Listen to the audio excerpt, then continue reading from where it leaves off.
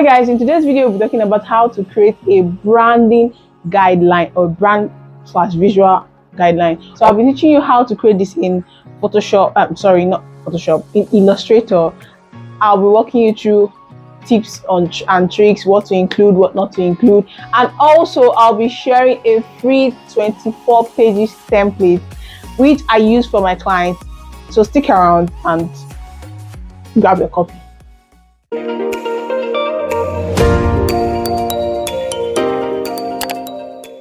So let's start with what is a brand guideline or visual guideline. So just as the name says, guideline, this is a book that contains the rules, that's the do's and don'ts of a brand.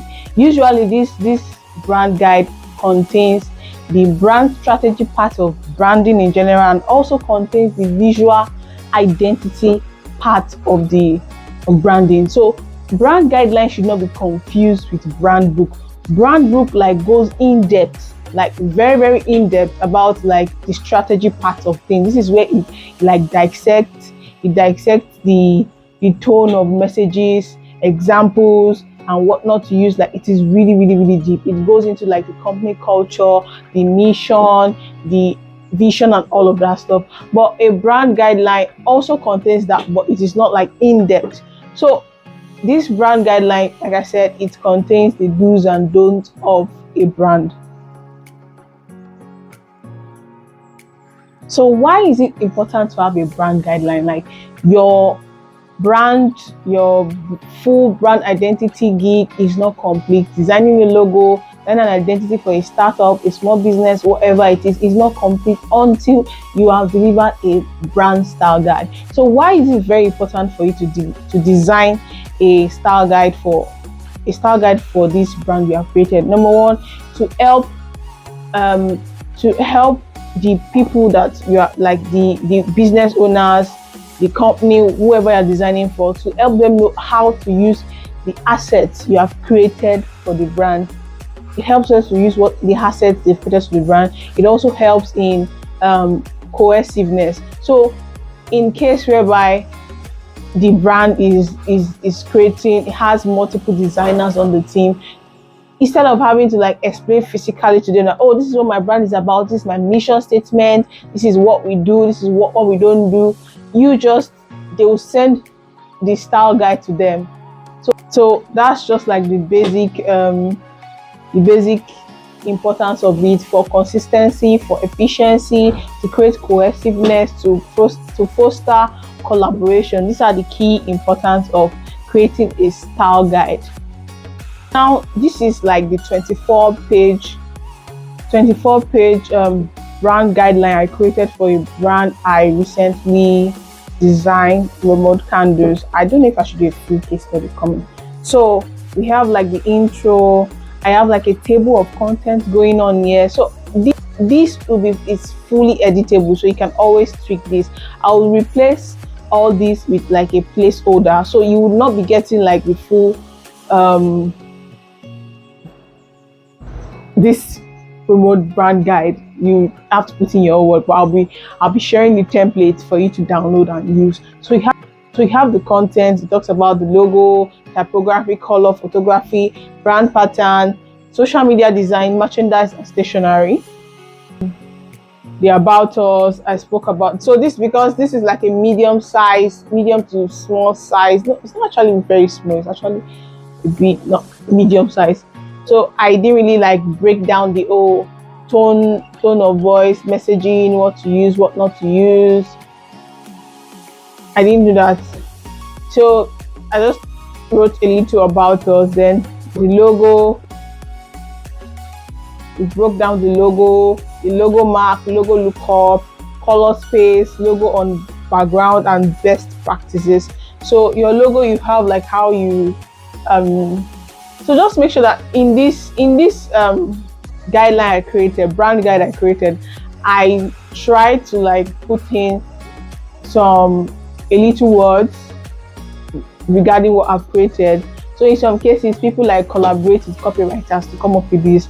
But if you are low on budget, or the brand is low on budget, and it's not you can't afford a copywriter or a brand strategist, you can just since you designed it, you should be able to come up with something like your thought process while designing it. Just summarize it. So this is what I did here with the logo breakdown. I also explained the logo mark, then logo lookup, and I also explained this clear space. Clear space is just like the amount of space that should be placed around the logo. So if you are using the logo, it should be, let the logo breathe. Then the logo on background. And I also talked about the logo misuse, like do not outline the logo, do not stretch or distort the logo in any way, do not mismatch colors, do not change the colors. That's the color, the brand logo colors must be according to the brand colors. Don't rearrange it, don't place it in a bounding box.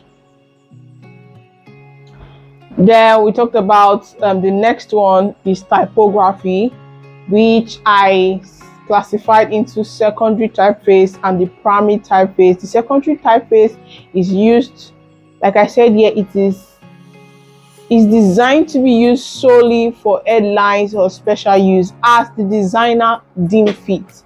Then works as primarily should be used for subheading, quoted text, body text, and all of that. Then the primary color, I listed them out here. One thing you want to also include is the CMY color code and the digital, that's RGB color code. So in case of printing, so if you are working with like a very big brand, this is where you have to like come up with like a Pantone color. Is it Pantone or what they call it? Yes, Pantone.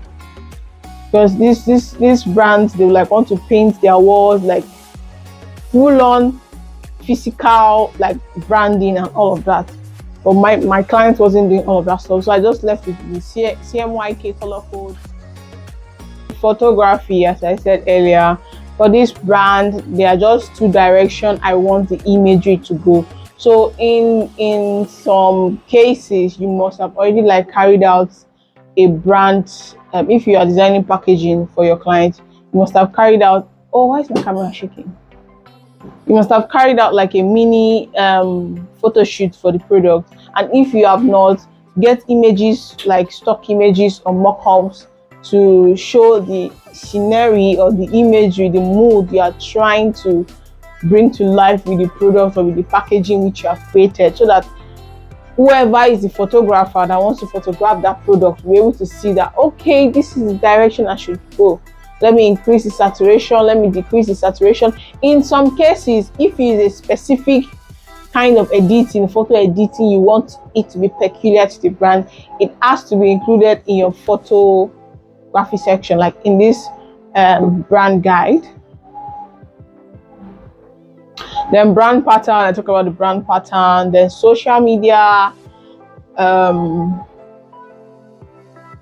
just for the social media, so social media posts and ad creative can go in this direction. That's why this direction, the brand typography, color, asset should be strictly adhered to while having creative freedom. So that's that.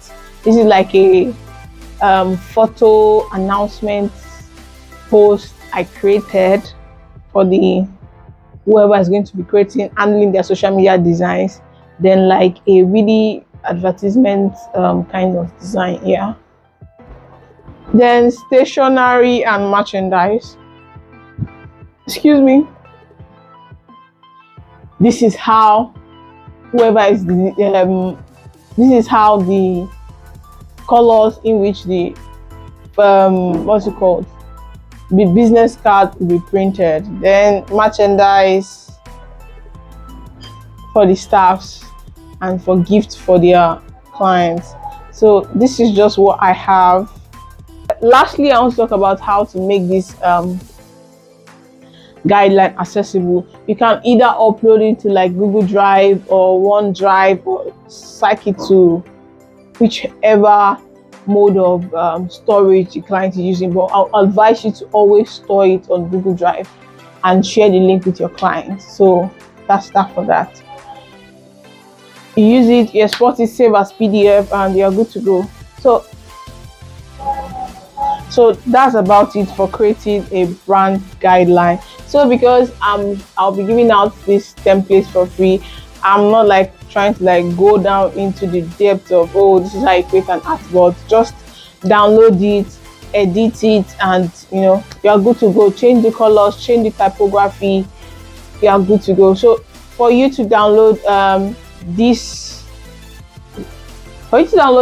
free brand guideline, I've linked it in the description below. It's on Seller, and if it's also on Gumroad, so you can download it, use it, and let me know how it helped you.